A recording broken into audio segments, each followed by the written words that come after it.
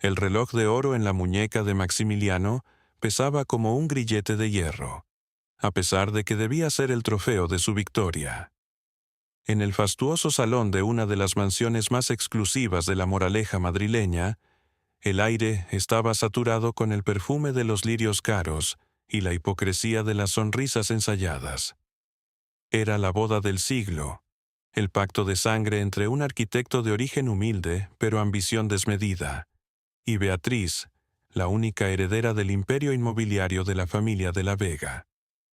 Maximiliano aguardaba frente al altar, sintiendo sobre sus hombros el peso de cientos de ojos cargados de juicio, pero en su mente solo habitaba un rostro que no pertenecía a ese mundo de seda. El rostro de Lucía, la mujer que durante 3 años había compartido con él el pan duro y el frío de un piso compartido en los barrios obreros, mientras él trazaba planos en una mesa de madera carcomida. La mujer que entregó hasta su último céntimo para comprarle aquel primer traje italiano, sin saber que sería la armadura con la que él saldría a seducir a su propia perdición. De repente, el crujido de las pesadas puertas de roble detuvo el pulso del salón. La orquesta no dejó de tocar, pero el corazón de Maximiliano dio un vuelco violento. En el umbral no apareció Lucía, sino un mensajero con un sobre negro sellado con una frialdad quirúrgica. Maximiliano sintió cómo una gota de sudor gélido recorría su espalda, empapando la camisa de diseño. Cuando el sobre llegó a manos de su futuro suegro, don Ernesto, la atmósfera se transformó en un campo de batalla silencioso. El rostro del magnate, que hace un segundo irradiaba una soberbia paternal, se transfiguró en una máscara de furia contenida. No esperó al final de la ceremonia. Con un movimiento brusco, extrajo el contenido. Una serie de fotografías donde Maximiliano aparecía abrazado a otra mujer la noche anterior, intentando comprar un último perdón de su pasado. El escándalo no fue un estallido, sino un susurro venenoso que recorrió las bancas de la aristocracia presente. El mundo que Maximiliano había construido sobre cimientos de barro empezó a desmoronarse. Beatriz, al ver las imágenes, no derramó ni una sola lágrima. Sus ojos se encendieron con ese desprecio letal que solo poseen quienes consideran a los demás como objetos desechables. Toda la decoración barroca, las lámparas de cristal de roca y la promesa de una fortuna incalculable se convirtieron en cenizas antes de que el «sí, quiero» pudiera salir de sus labios. Maximiliano comprendió, en ese instante de silencio sepulcral, que no solo había perdido el juego por el poder, sino que se había convertido en el protagonista de su propia ejecución pública. El silencio del salón era el eco de una puerta cerrándose para siempre frente a un futuro que pretendió robar, mientras el fantasma de la lealtad que traicionó comenzaba a cobrar su deuda más cara. Para entender el veneno que corría por las venas de Maximiliano aquel día en el altar, había que retroceder a las noches de invierno en un barrio olvidado de la periferia. Allí, donde las farolas parpadean con una luz cansada y el éxito parece una leyenda urbana, Lucía era su único refugio. Ella no era solo su pareja, era su mecena silenciosa, la columna vertebral de un hombre que se sentía pequeño frente a los rascacielos que soñaba construir. Lucía trabajaba turnos dobles en una cafetería ruidosa, con las manos quemadas por el vapor y los pies hinchados, solo para que él pudiera dedicar sus tardes a estudiar la estética de la opulencia. Mientras ella contaba monedas para pagar el alquiler de un piso donde la calefacción era un lujo inexistente, él se perdía en revistas de arquitectura de lujo, alimentando un hambre que ninguna cantidad de amor podría saciar. Ella lo miraba con una devoción casi religiosa, convencida de que su talento era un regalo del destino, sin darse cuenta de que estaba alimentando a una bestia que, al crecer, la devoraría primero a ella. El contraste era una herida abierta en la psique de Maximiliano. Por la mañana, caminaba por el centro de la ciudad, rozando los hombros de hombres que vestían el salario de un año de Lucía en una sola chaqueta. Y por la noche regresaba al olor a humedad y al guiso humilde que ella preparaba con una sonrisa. Lucía celebraba cada uno de sus pequeños logros como si fueran triunfos nacionales. Cuando él consiguió su primera entrevista en el prestigioso estudio de los de la Vega, ella vendió la única joya que conservaba de su abuela para comprarle unos zapatos de cuero genuino. «Camina como si el suelo te perteneciera», le dijo mientras le anudaba la corbata con manos temblorosas de orgullo. En ese momento, Maximiliano la besó, pero sus ojos ya no veían a la mujer que se sacrificaba por él. Veía el reflejo del hombre que quería ser, un hombre que no podía permitirse el lastre de un pasado pobre. La vulnerabilidad de Lucía residía en su pureza. Ella creía en la meritocracia del corazón, en que el esfuerzo compartido sellaba un compromiso eterno. No detectó el sutil cambio en el tono de voz de Maximiliano, ni la frialdad que empezó a instalarse en sus caricias. Él comenzó a ver la lealtad de Lucía no como un regalo, sino como un recordatorio constante de su propia carencia. Cada vez que ella lo apoyaba, él sentía el peso de una deuda que no quería pagar. La ambición, como un parásito, le susurraba que para entrar en el reino de los de la Vega, debía dejar atrás el ruido de la clase obrera. Lucía era la evidencia de su origen, y en su retorcida lógica, para nacer de nuevo en la alta sociedad, tenía que asesinar simbólicamente a la única persona que lo había amado por quien era, y no por lo que podía llegar a construir. El ascenso de Maximiliano dentro del estudio de la Vega no fue solo fruto de su talento, sino de una metamorfosis calculada. Aprendió a modular su acento, a camuflar sus orígenes y, sobre todo, a mentir con una elegancia aterradora. Mientras Lucía lo esperaba en casa con la cena fría y los ojos cansados de esperarlo, él se sumergía en cenas de negocios que se prolongaban hasta el amanecer, regadas con vinos que costaban más que el alquiler de su barrio. Fue en una de esas noches, bajo el brillo de las velas de un restaurante exclusivo frente a la puerta de Alcalá, donde Beatriz puso sus cartas sobre la mesa. Ella no buscaba amor, buscaba un arquitecto que pudiera moldear a su antojo, un hombre brillante pero sin linaje al que pudiera dominar con su chequera. Un hombre como tú necesita una plataforma, no un ancla, le susurró Beatriz, y Maximiliano supo perfectamente que el ancla tenía el nombre de Lucía. La traición no fue un impulso, sino una estrategia de meses. Maximiliano comenzó a construir una doble vida con la precisión de un ingeniero. A Lucía le decía que las horas extras eran necesarias para su futuro juntos, mientras que a Beatriz le inventaba una historia de soledad y orfandad emocional que despertaba en ella un interés posesivo. El dinero que Lucía ahorraba con tanto esfuerzo para su supuesta boda, Maximiliano lo utilizaba para alquilar coches de lujo y mantener las apariencias en el mundo de los de la Vega. Se sentía un impostor profesional, un equilibrista sobre un hilo de seda. Pero el peso de la culpa, en lugar de frenarlo, lo volvía más cruel. Cada vez que regresaba al modesto piso de la periferia, sentía una claustrofobia insoportable. Las paredes que antes lo cobijaban ahora le parecían una celda, y el amor incondicional de Lucía, una cadena que lo arrastraba hacia abajo. El punto de ruptura llegó una noche de lluvia torrencial, de esas que lavan las calles pero no las conciencias. Lucía, emocionada, le mostró un pequeño catálogo de vestidos de novia económicos que había encontrado. Fue entonces cuando Maximiliano, poseído por una rabia fría, estalló.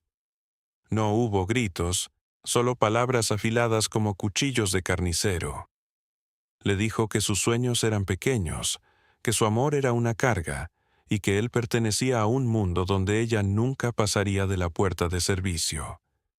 Ver los ojos de Lucía romperse en 1000 pedazos fue el sacrificio que él ofreció en el altar de su ambición.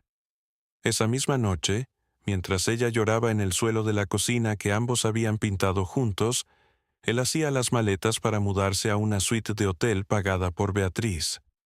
Había firmado su contrato con el diablo, y la tinta no era otra que las lágrimas de la única persona que habría muerto por él. Los meses siguientes fueron una coreografía de lujo y amnesia voluntaria. Maximiliano se instaló en el ático de Beatriz como quien toma posesión de un reino conquistado, barriendo los restos de su vida anterior como si fueran polvo molesto. En los eventos de la alta sociedad madrileña, ya no era el chico de barrio, era el protegido de don Ernesto, una joven promesa que se movía entre embajadores y aristócratas con una naturalidad que él mismo se asombraba de poseer. Aprendió que en ese mundo, la verdad es una mercancía maleable y que el prestigio se mide por la frialdad de la mirada. Cada vez que el recuerdo de Lucía intentaba filtrarse en sus pensamientos, lo aplastaba con la compra de un nuevo traje a medida o la reserva en un club exclusivo. Se convenció a sí mismo de que ella era solo una etapa necesaria, un peldaño que ya no tenía derecho a existir en su nueva arquitectura de cristal y acero. Mientras tanto, Lucía vivía su propio infierno en silencio, una agonía que Maximiliano prefería imaginar como un simple despecho pasajero. Él borró su número, bloqueó sus redes y se aseguró de que ningún hilo lo conectara con el código postal de su miseria. Beatriz lo moldeaba a su imagen y semejanza, convirtiéndolo en un accesorio elegante para sus galas benéficas. Sin embargo, bajo la superficie de esta vida perfecta, el vacío empezaba a supurar. Maximiliano descubrió que en la cama de Beatriz no había calor, sino una transacción. En las cenas con don Ernesto no había consejos, sino órdenes disfrazadas de sugerencias. Estaba rodeado de gente, pero nunca se había sentido tan observado y, a la vez, tan invisible. Su valor dependía enteramente de su utilidad para la familia de la Vega, y el miedo a fallar empezó a roerle los nervios, obligándolo a actuar con una soberbia cada vez más agresiva. La preparación para la boda se convirtió en un asedio mediático. Maximiliano disfrutaba viendo su rostro en las revistas de sociedad, alimentando un ego que ya no cabía en su propio pecho. Se sentía invulnerable, un dios que había burlado al destino.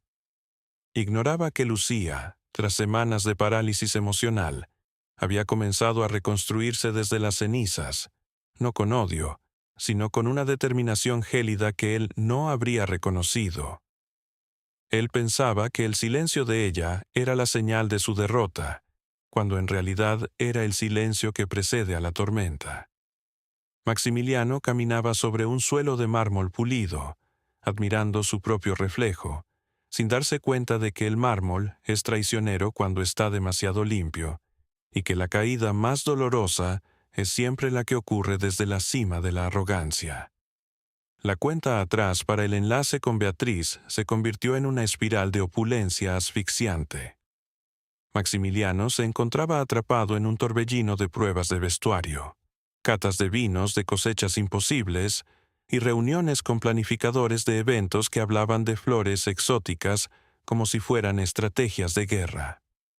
Sin embargo, bajo el brillo de las lámparas de araña del palacete de los de la Vega, el aire comenzó a volverse pesado. Don Ernesto, el patriarca de mirada gélida, no era un hombre que regalara su confianza. La prestaba a intereses usureros. Maximiliano sentía la vigilancia constante de los ojos del viejo magnate, una presión que le recordaba que en ese mundo de linajes centenarios, él seguía siendo un intruso, un arquitecto de sueños ajenos que podía ser demolido con la misma facilidad con la que se derriba un tabique mal puesto. El fantasma de Lucía, que él creía haber enterrado bajo capas de seda y arrogancia, empezó a manifestarse de formas sutiles y aterradoras. Primero fue un perfume en un pasillo vacío, una fragancia de jabón barato y canela que lo transportó por un segundo al piso de la periferia. Luego, comenzaron los mensajes anónimos. No eran amenazas burdas, sino fragmentos de su propia historia. Fechas de aniversarios olvidados, fotos de bocetos que él mismo había roto en sus ataques de soberbia, recordatorios de deudas morales que ningún cheque podría liquidar. Maximiliano se volvía paranoico, revisando su teléfono cada 5 minutos, sintiendo que las paredes de cristal de su nueva vida se volvían transparentes para el resto del mundo. El miedo a ser descubierto como el trepador que realmente era, se convirtió en una sombra que no lo abandonaba ni en los brazos de Beatriz. Beatriz, por su parte, empezó a mostrar su verdadera naturaleza, una frialdad aristocrática que no toleraba la debilidad. Ella no amaba a Maximiliano, amaba el proyecto en el que lo había convertido. Cuando él intentaba mostrar una pizca de humanidad o duda, ella lo cortaba con una frase lapidaria sobre el decoro y la posición social. Maximiliano se dio cuenta, con un nudo en el estómago, de que había escapado de una pobreza material para caer en una miseria espiritual absoluta. Estaba rodeado de mármol y oro, pero se sentía más solo que cuando compartía un café recalentado con Lucía. La red de mentiras que había tejido con tanta precisión empezaba a deshilacharse, y cada hilo suelto amenazaba con estrangularlo antes de que pudiera pronunciar el sí, quiero, que sellaría su destino de oro y soledad. La semana previa a la boda, el ático de cristal que Maximiliano compartía con Beatriz se transformó en una jaula de oro y sospechas. Cada timbre del ascensor privado, cada notificación en su teléfono, se sentía como un martillazo en sus nervios ya deshilachados. Maximiliano se encontraba atrapado en una paranoia asfixiante, convencido de que Lucía lo observaba desde las sombras de la Gran Vía, esperando el momento exacto para cobrar su deuda emocional. Intentó ahogar el miedo en copas de coñac que costaban más que el sueldo mensual de su antigua vida, pero el alcohol solo lograba que los recuerdos fueran más vívidos, más acusadores. Veía las manos de Lucía, agrietadas por el trabajo duro, entrelazándose con las suyas en aquel modesto sofá que vendieron para financiar su primera gran mentira. Desesperado por mantener el control, Maximiliano cometió su primer gran error. El error del soberbio que se siente acorralado. Intentó localizar a Lucía, no por remordimiento, sino para comprar su silencio definitivo. Envió a un intermediario con un sobre lleno de billetes a su antiguo barrio, una oferta de paz que era en realidad un insulto final. Sin embargo, el sobre regresó intacto, quemado en las esquinas, con una nota que solo decía: «Hay cosas que el dinero no construye, arquitecto». Aquella frase, escrita con la caligrafía firme que él tanto conocía, fue como un disparo al corazón de su seguridad. Maximiliano comprendió que Lucía no buscaba justicia económica, sino algo mucho más devastador. La verdad desnuda frente a quienes ahora lo idolatraban. Beatriz, con su instinto de depredadora social, empezó a notar las grietas en la fachada de su prometido. Sus preguntas se volvieron más afiladas, sus silencios más pesados. «¿Qué es lo que tanto te quita el sueño, Maximiliano? ¿O es que el traje de caballero te queda demasiado grande?», le espetó una noche mientras observaban las luces de Madrid desde su terraza.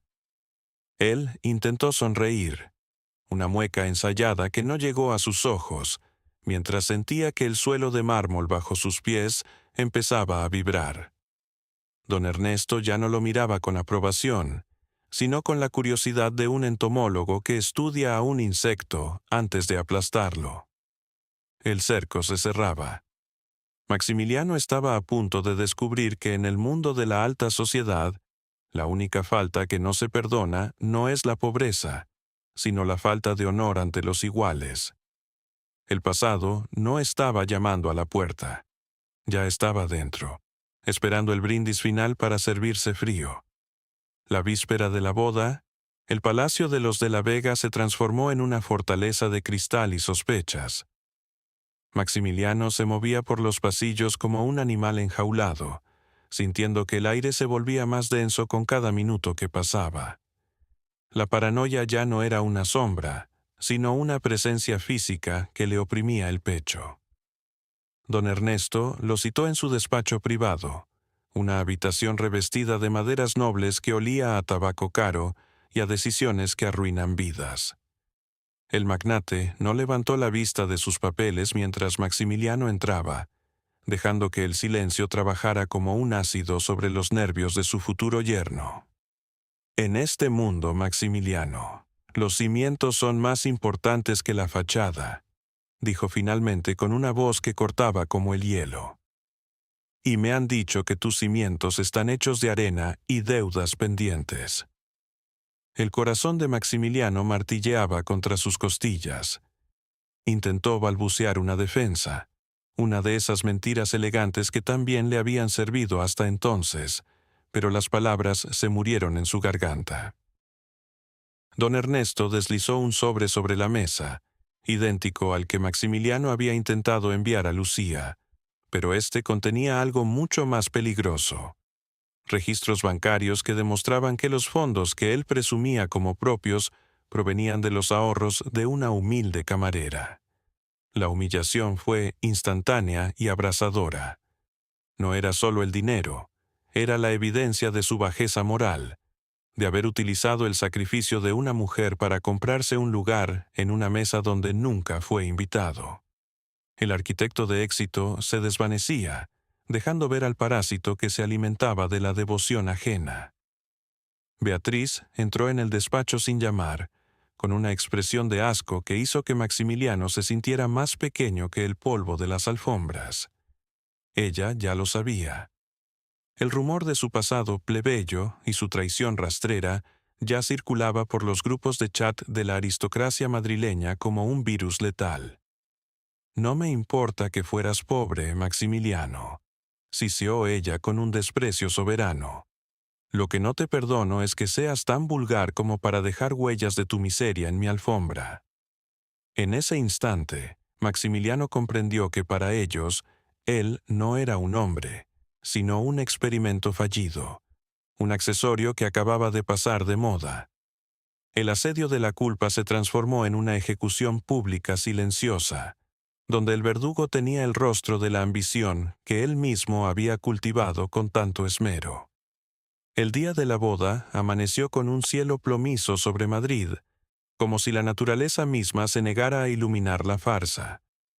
Maximiliano, pálido y con las manos temblorosas, se ajustó el nudo de la corbata frente al espejo del gran salón. Ya no veía a un triunfador, sino a un condenado a muerte vestido de gala. Don Ernesto le había dado una última oportunidad. «Cásate, mantén las apariencias, y luego desaparece de nuestras vidas con un contrato de silencio». Pero el destino tenía otros planes. Mientras avanzaba por el pasillo de la iglesia, flanqueado por la crema y nata de la sociedad, el murmullo de los invitados no era de admiración, sino de un desprecio sibilante.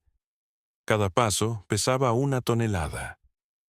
Al llegar al altar, Beatriz lo esperaba con un velo que ocultaba una mirada de puro odio. Justo antes de que el sacerdote pronunciara las palabras definitivas, el portón de la basílica se abrió de par en par. El eco del golpe silenció a la congregación. No fue un grito lo que interrumpió la ceremonia, sino la presencia serena de Lucía. No vestía harapos, ni venía a suplicar.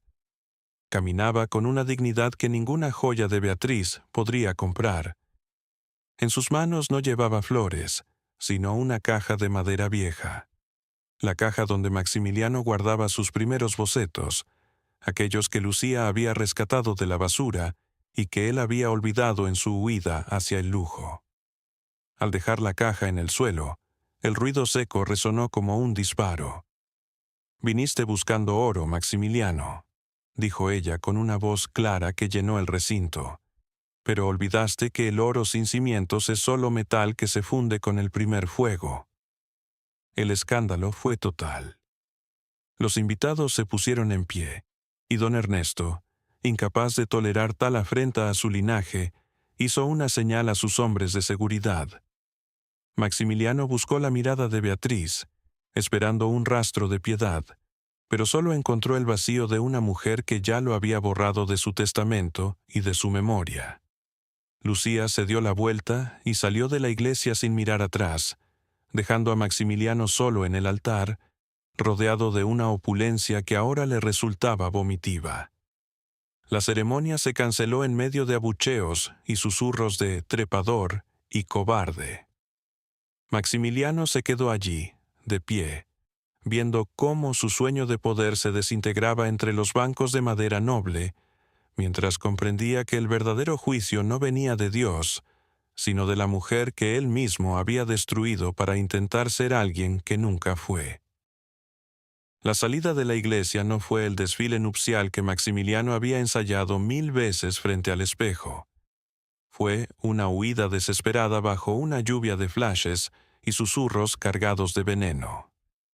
En menos de una hora, el mundo que tanto le había costado infiltrar le cerró todas las puertas con un estrépito metálico. Don Ernesto, fiel a su palabra de acero, no solo canceló el enlace, sino que activó una cláusula de rescisión que dejó a Maximiliano en la calle, con poco más que el traje italiano que llevaba puesto. Sus cuentas bancarias, vinculadas a la firma de la Vega, fueron congeladas por irregularidades administrativas, una excusa elegante para la ejecución financiera.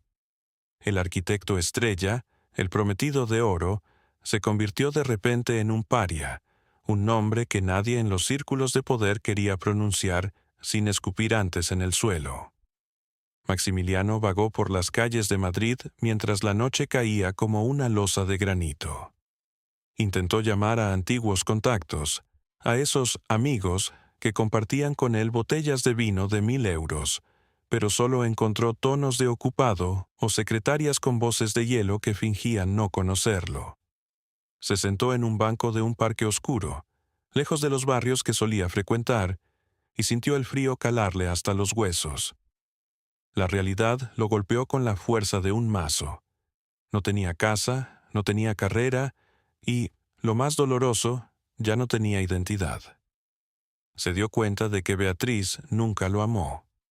Solo amaba la idea de poseer a un talento dócil. Al fallar en la farsa, Maximiliano dejó de existir para ellos.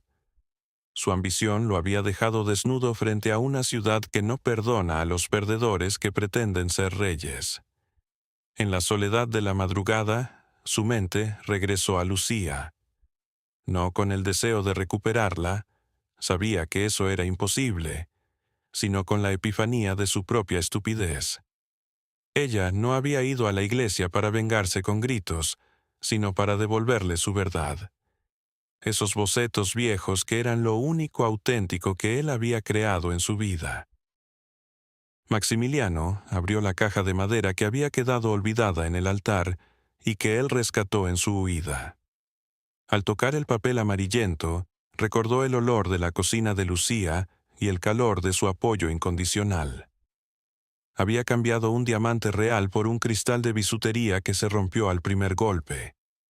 El hombre que quería construir rascacielos se encontraba ahora sin un techo donde cobijarse, comprendiendo que el éxito sin honor es solo una tumba decorada con oro. Pasaron 2 años antes de que Maximiliano se atreviera a caminar de nuevo por el centro de la ciudad con la cabeza en alto, aunque ya no era el mismo hombre de mirada altiva. Sobrevivía diseñando reformas menores en un estudio anónimo de las afueras, lejos de los rascacielos de cristal que antes eran su obsesión. Una tarde, mientras caminaba frente a una galería de arte moderno, un cartel detuvo su aliento.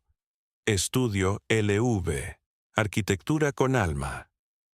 Al asomarse al gran ventanal, vio a Lucía. No era la mujer cansada que recordaba. Irradiaba una seguridad serena, vestida con una elegancia sencilla que nacía de su propio éxito. Estaba rodeada de planos y maquetas de proyectos sociales, edificios que no buscaban impresionar a magnates, sino cobijar vidas reales. Ella no necesitó vender su honor para construir su imperio. Lo hizo piedra a piedra, con la misma paciencia con la que un día lo amó a él. Maximiliano la observó desde la acera opuesta, oculto tras el cuello de su abrigo gastado. Vio cómo un hombre se acercaba a ella y la besaba con una ternura auténtica, una que él nunca supo darle. En ese instante, la lección final le golpeó con la fuerza de un derrumbe. El verdadero éxito no se mide por el saldo de una cuenta bancaria ni por el apellido de una esposa, sino por la capacidad de mirar al espejo sin querer apartar la vista. Él había sacrificado lo eterno por lo efímero, la lealtad por el estatus, y el resultado era un vacío que ningún edificio de lujo podría llenar jamás. Lucía no se había vengado, simplemente había florecido en la verdad, mientras él seguía siendo un extraño en su propia piel, un arquitecto de ruinas emocionales que aprendió demasiado tarde que el cimiento de cualquier vida es la integridad. La moraleja de esta historia quedó grabada en el aire frío de Madrid. Quien traiciona el corazón que lo sostuvo en la pobreza, nunca encontrará riqueza suficiente para comprar su paz. Maximiliano se dio la vuelta y se perdió entre la multitud, comprendiendo que su mayor fracaso no fue perder el imperio de los de la Vega, sino haber despreciado el único tesoro que era verdaderamente suyo. La ambición sin escrúpulos es un incendio que devora al propio incendiario, dejando tras de sí solo cenizas de lo que pudo ser una vida plena. Si te ha gustado esta historia de traición y redención, no olvides darle me gusta. ¿Crees que Maximiliano merecía una segunda oportunidad o que Lucía hizo bien en dejarlo atrás? Cuéntanos tu opinión en los comentarios. Suscríbete para más historias dramáticas de la vida real que te harán reflexionar sobre lo que realmente importa.